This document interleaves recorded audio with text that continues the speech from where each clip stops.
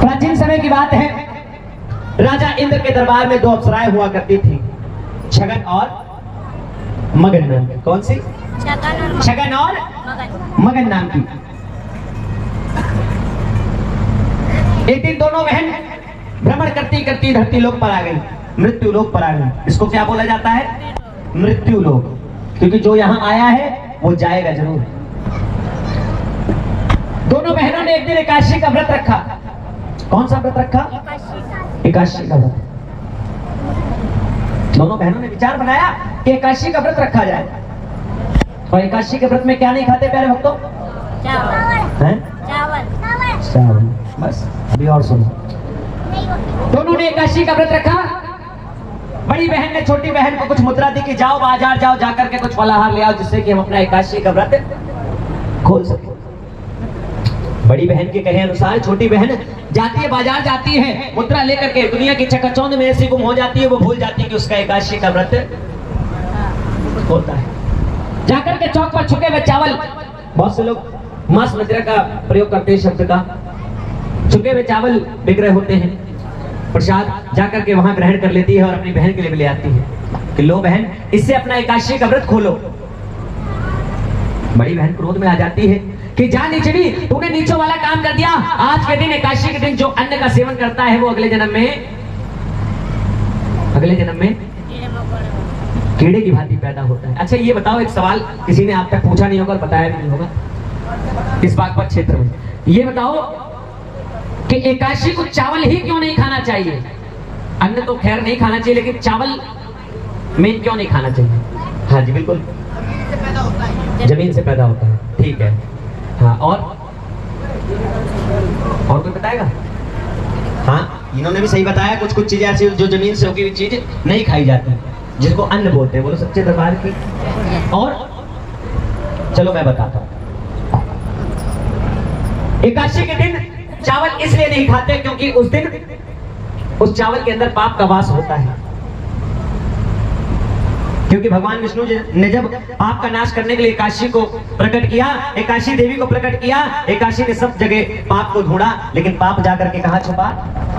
चावल के अंदर, अन्न के अंदर। वहां कायदे में तो पानी भी नहीं पिया जाता, लेकिन आजकल के व्रत कैसे होते हैं? चौलाई के लड्डू, गुट्टू के आटे, कचौड़ी, आजकल के व्रत कैसे होते हैं? जमीन से होगा अन्न नहीं खाया जाता। प्रेम से कह दो सच्चे दरबार की। एक बनाओ प्रेम से कह दो सच्चे दरबार की। इसलिए एकादशी के कहे अनुसार कि आज से जो एकादशी के दिन चावल खाएगा वो अगले जन्म में कीड़े की भांति हो जाएगा, वो पाप खाने के बराबर हो जाएगा। प्रेम से कह दो सच्चे दरबार की। इसलिए चावल या अन्न नहीं खाया जाता। प्रेम से कह दो सच्चे दरबार की, सच्चे दरबार की। बड़ी बहन के सामने ला करके वो चावलों का प्रसाद रख देती, लो बहन इससे अपना एकादशी का व्रत खोलो। बड़ी बहन क्रोध में आ जाती, जान इछली, तूने नेचो वाला काम कर दिया। आज के दिन जो अन्न का सेवन करता है वो अगले जन्म में कीड़े की भांति पैदा होता है। जा अगले जन्म में तू कीड़े की भांति पैदा होगी। प्रेम से कह दो सच्चे दरबार। छोटी बहन रोने लग गई, बड़ी बहन से फरियाद करती कि बहन तुमने मुझे श्राप तो दे दिया, अब इससे बचने का मुझे कोई उपाय बताती जाओ। कि जाओ जिस दिन तुम अपना जीवन लोक कल्याण, समाज कल्याण में लगा दो, कि कुछ लोग निर्दोष लोगों की जान बचाने में लगा दो, कि उस दिन इस योनि से मुक्ति पा जाओगे, इस कीड़े की योनि से मुक्ति पा जाओगे। प्रेम से कह दो सच्चे दरबार की। ये कितने जन्म की कथा है? कितने जन्म? फिर आवाज निकली कालू, कालू कह रहा 5 जन्म की, इनने तो 2 जन्म और बढ़ा दिए। कितने जन्म की है ये? कितने? 3 जन्मों की कथा। पहले जन्म की कथा ये। बात आती है दूसरे जन्म की। बात उस समय की जब ब्राह्मणों ने सर्वचंडी यज्ञ करवाया, सर्वचंडी यज्ञ करवाया, संतों महंतों को बुलवाया। ऐसे कौन से ऋषि थे जिनको वो बुलाना भूल गए? सबसे क्रोधित ऋषि माने गए। कौन से ऋषि? महर्षि। कौन से ऋषि जो सबसे क्रोध वाले ऋषि माने जाते हैं? सबसे क्रोधित ऋषि माने गए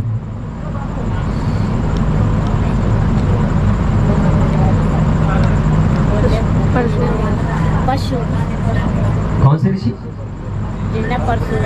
परशुराम। परशुराम जी स्वयं साक्षात नारायण का अवतार थे। और त्रेता के अंदर उनके 2 अवतार हुए, एक राम का और एक परशुराम का। बोलो सच्चे दरबार की। वो विष्णु के अवतारी हैं। प्रेम से कह दो सच्चे दरबार की। एक बार और प्रेम से कह दो सच्चे दरबार की। महर्षि दुर्वासा। कौन से? दुर्वासा ऋषि। दुर्वासा ऋषि सबसे क्रोधित ऋषि माने गए हैं। ब्राह्मणों ने सर्वचंडी यज्ञ करवाया, संतों महंतों को बुलाया और दुर्वासा ऋषि को बुलाना भूल गए। जब किसी फंक्शन के अंदर किसी को ना बुलाओ तो क्या बीतती है उसके ऊपर? खिसियानी बिल्ली खंबा नोचे। क्या ऐसा हो जो इसका कार्यक्रम बिगड़े? अब यहां जागरण में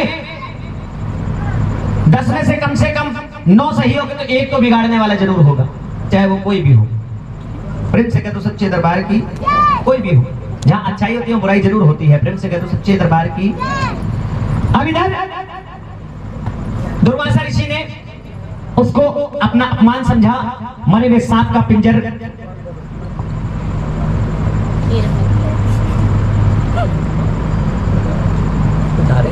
नहीं जा रहे क्या किशन भाई? जा रहे हो क्या आप? सुन लो, मैंने क्या कहा, जो अब तक रात भर हुआ वो तमाशा था, वो एक रास रंग था आप सभी को जगाए रखने के लिए। जो जागरण हो रहा है वो अब हो रहा है। प्रेम से कहते सच्चे दरबार की। काम तो सारे होते रहेंगे। कल रात भी आप जगे हो, ठीक है, कोई बात नहीं, अब दिन में सो लेना आराम से। प्रेम से कहते सच्चे दरबार की। कथा कहां पर चल रही है अभी? दुर्वासा ऋषि ने इसको अपना अपमान समझा, एक पक्षी का रूप बनाया, मरे हुए सांप का पिंजर पंजे में दबाया, उस यज्ञ की ओर लेकर के चल पड़े।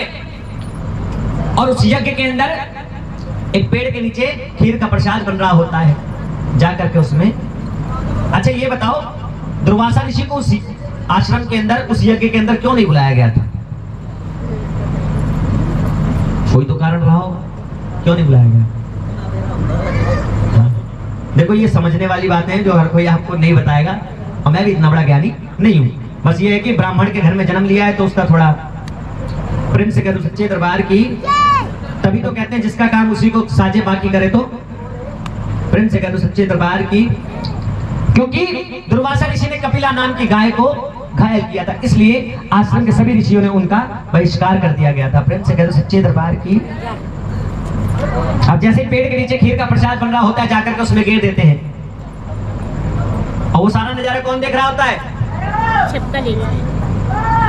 कौन देख रहा होता है? और छिपकली कौन होती है?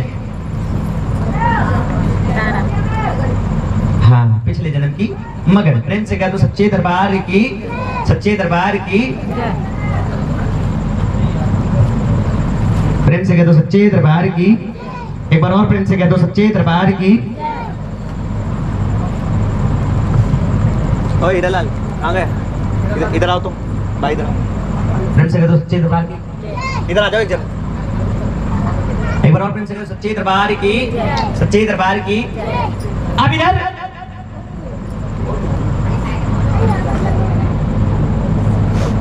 ये सारा नजारा पेड़ पे चिपकी कौन देख रही होती है? छिपकली। अब छिपकली माँ से फरियाद करते कि माँ मुझे क्षण भर के लिए जबान दे दो, थोड़ी देर के लिए जबान दे दो, जिससे कि मैं निर्दोष ब्राह्मणों को बता सकूं इस। वाह भाई वाह, वाह भाई वाह, देख लो, वाह भाई। क्या होगा जब मालिक ही ऐसे होंगे? ये तो सो रही है, देख लो किशन भाई, देखो ऐसा नहीं होना चाहिए भाई। हाँ सही बात है। प्रेम से कह दो सच्चे दरबार की। सच्चे दरबार की। छिपकली ने माँ से फरियाद करी कि माँ मुझे जबान दे दो थोड़ी देर के लिए, जिससे कि मैं निर्दोष ब्राह्मणों को बता सकूं इस खीर के प्रसाद के अंदर मरे हुए सांप का पिंजर है, अगर ये इसको खाएंगे तो मृत्यु को प्राप्त हो जाएंगे, मुझे जबान दो माँ। लेकिन माँ उसकी फरियाद नहीं सुनती। कुछ देर बाद रसोइया खीर को चलाने के लिए आता है। खीर को चलाने के लिए, जैसे ही खीर को चलाने के लिए पलटे को जैसे चलाता है, वैसे छिपकली कुछ नहीं सोचती, कुछ नहीं विचारती, पहली छलांग उस रसोइया के सर पे मारती है, दूसरी कंधे पर और तीसरी खीर के अंदर। बोलो जय माता। खीर के अंदर अब रसोइया दौड़ा दौड़ा जाता है, सभी ब्राह्मणों को बुला लाता है, देखो ब्राह्मण देव, इस खीर के प्रसाद के अंदर ये छिपकली गिर गई है, छिपकली ने हमारा प्रसाद भंग कर दिया है। जाने अनजाने में दौड़े दौड़े आते जाकर के छिपकली को श्राप दे बैठते कि जा नीचनी, तूने आज उच्च कोटि के ब्राह्मणों का प्रसाद भंग किया है, जा अगले जन्म में तेरा जो पालन पोषण होगा वो नीच कुल नीच घराने में होगा। बोलो साचे, नीच कुल नीच घराने में होगा तेरा जन्म। तेरा जो पालन पोषण है अगले जन्म में वो नीच कुल नीच घराने में होगा। बोलो साचे दरबार की, साचे दरबार की। अब आपस में सारे ब्राह्मण सलाह बना लेते हैं कि इस खीर के प्रसाद का क्या किया जाए। अब उन्हीं में से सज्जन ब्राह्मण कहते हैं अगर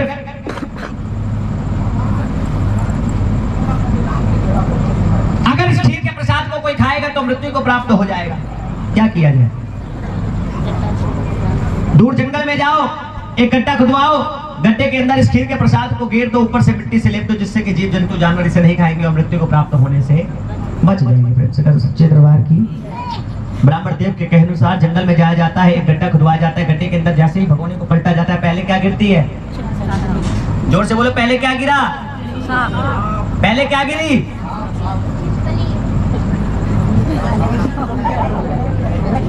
पहले क्या गिरी? क्या गिरी? छिपकली।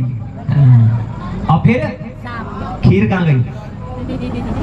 पहले गिरी छिपकली और फिर खीर, और जैसे ही भगोना खाली हुआ, भगोने के तले पर मरे हुए सांप का पिंजर चिपका होता है। प्रेम से कह दो सच्चे दरबार की।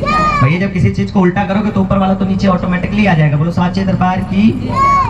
मरे हुए सांप का पिंजर देख करके ब्राह्मण देव जाने अनजाने में अपने आप को कोसने लगते हैं, छिपकली ने हमारी जान बचाई और हमने इसको श्राप दे दिया। छिपकली अपने वास्तविक रूप में आ जाती है। छिपकली ब्राह्मण देव से क्षमा याचना करती है कि ब्राह्मण देव आपने मुझे श्राप तो दे दिया, अब इससे बचने का मुझे कोई उपाय बताते जाओ। कि सुनो छिपकली, बंदूक से निकली गोली और जबान से निकली बोली कभी वापस नहीं जाती। मैं श्राप तो वापस नहीं ले सकता, लेकिन तुम्हें एक वरदान जरूर देता हूं कि जाओ, तुम्हारा पालन पोषण तो नीच कुल में होगा, लेकिन तुम्हारा जो जन्म होगा वो उच्च कुल उच्च घराने में होगा। बोलो सच्चे दरबार की। एक बार और प्रेम से कह दो सच्चे दरबार की, सच्चे दरबार की। एक बार और प्रेम से कह दो सच्चे दरबार की, एक बार और प्रेम से कह दो सच्चे दरबार की। ये था दूसरा जन्म। बात आती है तीसरे और अंतिम जन्म की। ध्यान से सुनना, तीसरा जन्म, जिसने दो जन्म नहीं सुने वो तीसरा जन्म सुन ले ध्यान से। आइए, बात उस समय की, भारत के अंदर एक कांगड़ा जिला पड़ता है, पंजाब प्रांत के अंदर एक कांगड़ा जिला, जो कांगड़ा देवी के नाम से मशहूर है। बोलो कांगड़े वाली मैया की। वहां के एक राजा हुआ करते थे, राजा स्पर्श। कौन से राजा हुआ करते थे? राजा स्पर्श। ध्यान से सुनना, जिन्होंने दो नहीं सुने वो ये आखिरी जन्म सुन ले। प्रेम से कह दो सच्चे दरबार की। माँ की बड़ी पूजा अर्चना किया करते थे, सेवा किया करते थे।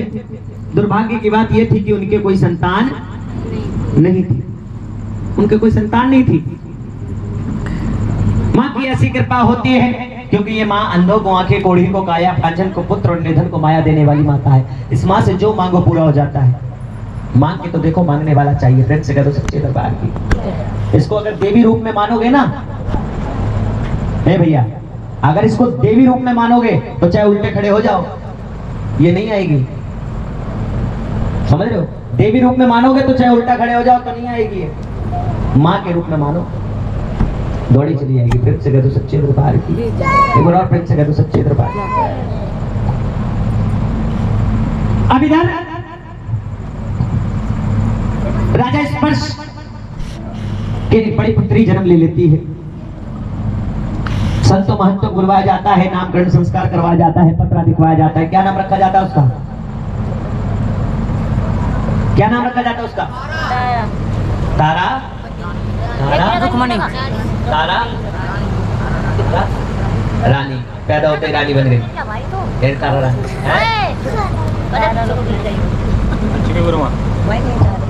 नींद क्यों आ गई? इधर देख रहा हूँ, आप सो रहे। प्रेम से कहते सच्चे दरबार की। गाड़ू यार, ला मत बचा यार।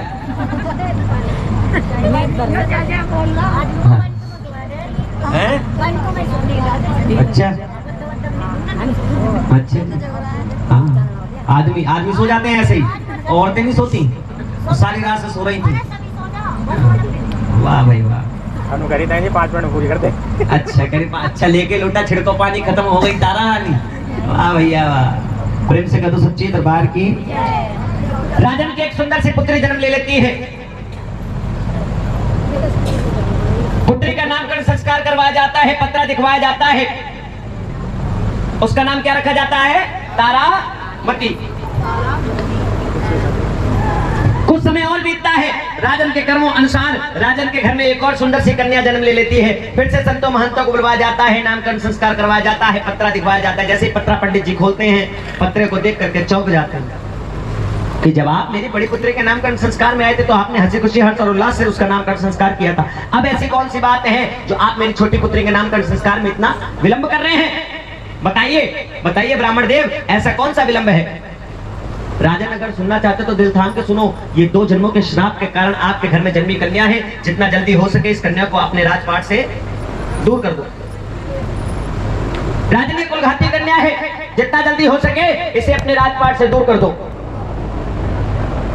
प्रिंस से कह दो सच्चे दरबार की।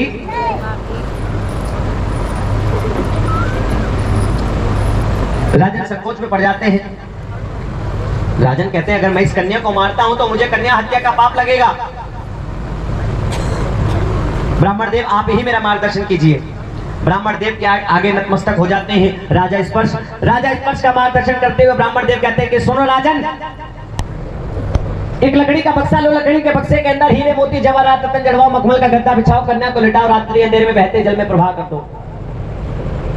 एक ही उपाय है राजन, एक लकड़ी का बक्सा बनवाओ, हीरे मोती जवाहरात रत्न जड़वाओ, मखमल का गद्दा बिछाओ, कन्या को लिटाओ, रात्रि अंधेरे में बहते जल में प्रवाह कर दो, जिससे कि ये कन्या जिस किसी को मिलेगी वो हंसी खुशी हर्ष और उल्लास से इसका नामकरण संस्कार, इसका पालन पोषण शादी विवाह कर सकेगा। प्रेम से कह दीजिए सच्चे दरबार की। एक बार और प्रेम से कह दीजिए सच्चे दरबार की। घर में ऐसी बैठती हो? ये मंदिर है, कुर्सी ले लो आप। अगर आप बैठने में असमर्थ तो आप कुर्सी ले लो, क्योंकि मंदिर में सलीके से बैठा जाता है। प्रेम से कह दीजिए सच्चे दरबार की। हाँ। अगर किसी को दिक्कत है तो मुझे कोई आपत्ति नहीं, प्रेम से कह दो सच्चे दरबार की। क्योंकि ये जब देने पे आती है ना तो ढेरों को ढेर दे देती है, ले ले, और जब देने पे आती है ना तो पता भी नहीं लगता, आदमी खटिया पे से चलने को तरस जाता है। प्रेम से कह दो सच्चे दरबार की। कि राम नाम की लूट है प्यारे, लूट सके तो लूट, अंतकाल पछताएगा जब प्राण जाएंगे छूट, है ना? प्रेम से कह दो सच्चे दरबार की। कथा कहाँ पर चल रही है? यही भूल गई, यही भूल गई। अच्छा सॉरी, सही कह रहे हो भैया। हाँ कहाँ चल रही है कथा?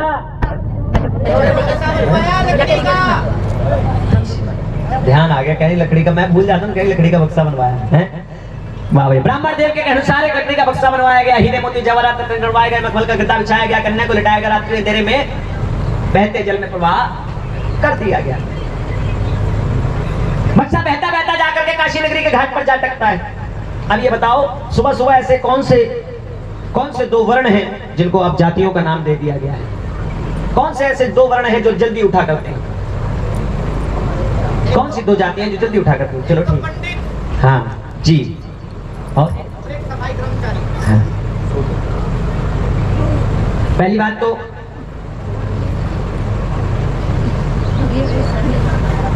पहले वो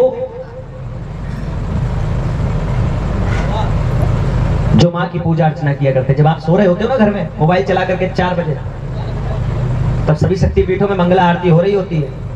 प्रेम से कह दो सच्चे दरबार की। पहले पंडित जी, दूसरे जो नगर की साफ सफाई किया करते हैं, जिनको भील बोला जाता है, भील राज बोला जाता है, हरिजन बोला जाता है। प्रेम से कह दो सच्चे दरबार की, सच्चे दरबार की।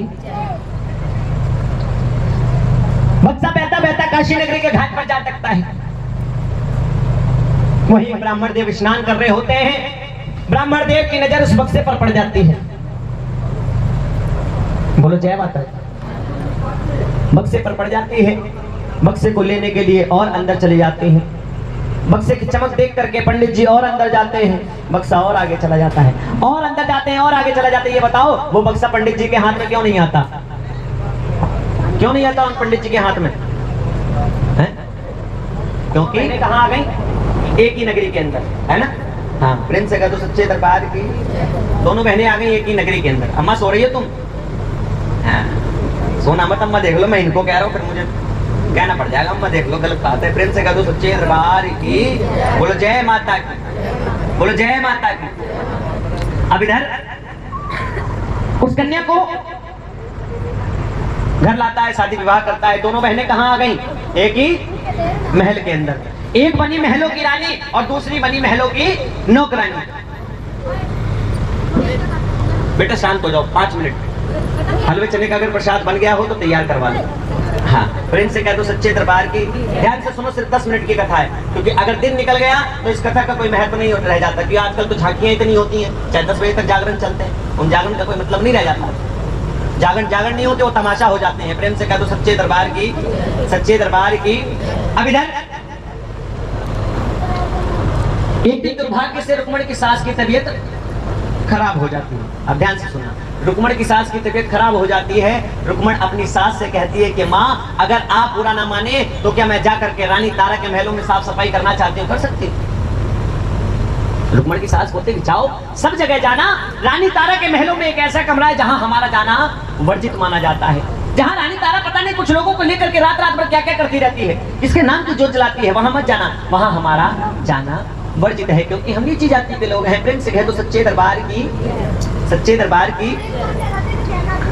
अब इधर वो रानी तारा के महलों में साफ सफाई करने के लिए चली जाती है। कितनी मगन हो जाती है, सफाई करते करते सामने भूल जाती है कि वो कमरा हो, एक कमरा होता है। इस कमरे से जय माता दी के नाम के जयकारे गूंज रहे होते हैं। कौन से जयकारे? जय माता दी के नाम के जयकारे गूंज रहे होते हैं। रुक्मण से रहा नहीं जाता, जाकर के दरवाजे के बाहर बैठ जाती है। और जैसे ही रानी तारा दरवाजा खोलती है, सामने कदम रखती है, सामने आंख बंद करती है, सामने देखती है तो मेरी 2 जन्मों की बिछड़ी बहन है। बहुत से लोग सोच रहे होंगे आप में से कि रानी तारा ने कैसे पहचान लिया कि ये 2 जन्मों की बिछड़ी बहन है? क्योंकि पहले की रानी ऐसी हुआ करती थी जो आंख बंद करा करती थी, जन्म जन्मांतर की बात देख सुन और कह लिया करती थी। ऐसी रानियां हुआ करती थी, दिव्य दृष्टि वाली रानी हुआ करती थी। प्रेम से कह दो सच्चे दरबार की, सच्चे दरबार की। कि बहन तुम यहाँ क्या कर रही हो? रुक्मण कहती है बहन तुम यहाँ क्या कर रही हो बंद कमरे के अंदर? ये मैं अपनी माँ के नाम की ज्योति जलाती हूँ। अंधों को आंखें, कोढ़ी को काया, बांझन को पुत्र, निधन को माया देने वाली माता है। इस माँ से जो मांगो पूरा हो जाएगा। सच में? हाँ सच में मेरे कोई संतान नहीं है। रुक्मण कहती है मेरे कोई संतान नहीं, अगर मेरे संतान हो जाए तो मैं माँ के नाम का जागरण कराऊंगी। प्रेम से कह दो सच्चे दरबार की। प्यारे भक्तों, कुछ समय बीतता है, रुक्मण के एक सुंदर सा पुत्र जन्म ले लेता है। पुत्र देखते देखते 5 वर्ष का हो जाता है, जागरण कराना भूल जाती है। कहते हैं ना सुख दुख में सुनन सब करे, सुख में करे ना कोई। प्रेम से कहते सच्चे दरबार की। और जो सुख में सुमरण करे तो दुख काहे को होए। प्रेम से कह दो सच्चे दरबार की। एक बार और प्रेम से कह दो सच्चे दरबार की। पुत्र देखते देखते 5 वर्ष का हो जाता है, जागरण कराना भूल जाती है, जागरण कराना भूल जाती है। अब इधर पुत्र के शरीर पर चेचक के दाग निकल आते। क्या निकल आते? चेचक के दाग निकल आते हैं। माँ की असीम कृपा होती है, चेचक के दाग निकल आते हैं। वैद्यों हकीमों के पास जाती है, उसका कोई इलाज नहीं होता। होता है क्या? उसका कोई इलाज नहीं, जिसको हम क्या बोलते हैं? माता। माता बोलते हैं ना, एक बीमारी का भी नाम दे दिया, खसरा। प्रेम से कह दो सच्चे दरबार की। इसका नाम भी नहीं लिया जाता। प्रेम से कह दो सच्चे दरबार की। अब इधर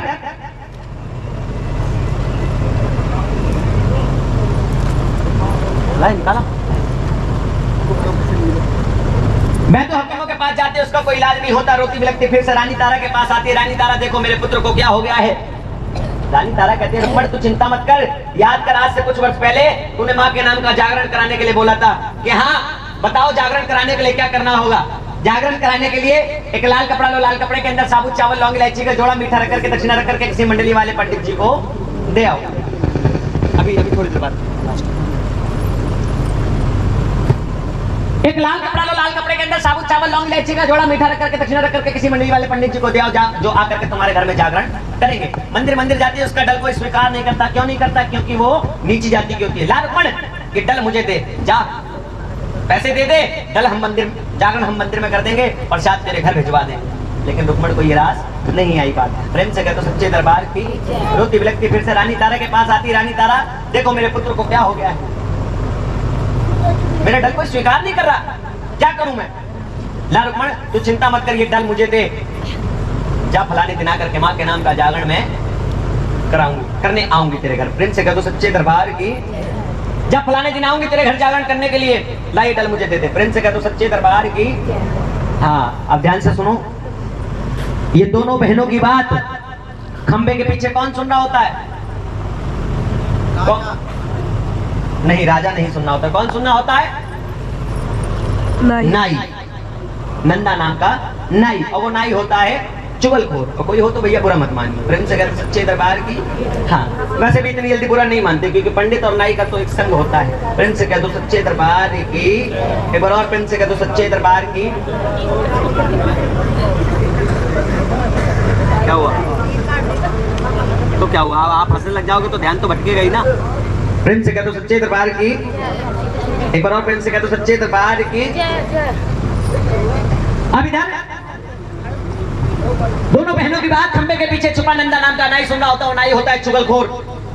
अब ध्यान से सुनो, जागरण का दिन आ जाता है। सुबह सुबह राजन की दाढ़ी बना रहा होता है। दाढ़ी बनाते बनाते साबुन का जो गंदा पानी होता है, मैला पानी, राजन के मुंह में गलती से चला जाता है। राजन तलवार निकाल लेते हैं, क्रोध में आ जाते हैं कि जान नीच, तूने नीचे वाला काम कर दिया। सुबह सुबह गंदा पानी मेरे मुंह के अंदर डाल दिया, आज मैं तुझे जिंदा नहीं छोड़ूंगा।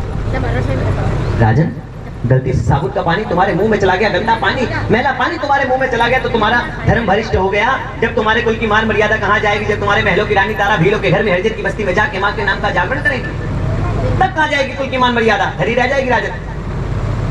राजन संकोच में पड़ गए। पूरा दिन हो गया राजन इस कमरे से उस कमरे, उस कमरे से उस कमरे, उस कमरे से उस कमरे, ये सोचते सोचते कि ऐसा मैं क्या करूं जिससे कि रानी तारा जागरण में ना जाए। प्रेम से कह दो सच्चे दरबार की। रानी तारा जागरण में ना जाए, ऐसा मैं क्या करूं? राजन को एक उपाय सोचता है। राजन अपनी कनकी उंगली में चीरा लगाते हैं, नमक मिर्च की पट्टी करते हैं, जिससे कि मुझे पीड़ा होगी और मेरी रानी तारा मुझे छोड़ करके नहीं जाएगी, क्योंकि वो पति उल्टा नारी है, नहीं जाएगी। प्रेम से कह दो सच्चे दरबार की। एक बार और प्रेम से कह दो सच्चे दरबार की। वो बड़ी पतिव्रता नारी है, छोड़ करके नहीं जाएगी।